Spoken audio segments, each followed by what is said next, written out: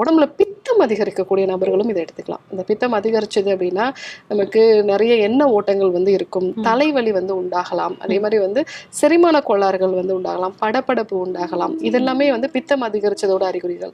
சரியான தூக்கம் வந்து இருக்காது. ஸோ அந்த மாதிரி இருக்கக்கூடிய நபர்களுமே வந்து இந்த முடவாட்டுக்கால் சூப்பை வந்து வாரத்துல 1 நாள் இல்ல 2 நாள் அந்த மாதிரி எடுத்துக்கிட்டோம் அப்படின்னா இதனுடைய அந்த பலன்கள் வந்து நமக்கு பித்தத்தையும் குறைக்கும், நல்ல இரவு தூக்கத்தையும் கொடுக்கும். இன்னும் முக்கியமான விஷயம், இது எந்த டைமிங்ல எடுத்துக்கலாம் டாக்டர்? எது கரெக்டான டைம் இருக்கு? ஸோ டைமிங்ஸை பொறுத்த வரைக்கும் காலையில் வந்து உணவுக்கு அப்புறமா எடுத்துக்கிறது, ஒரு 11 போல் வந்து எடுத்துக்கிறது.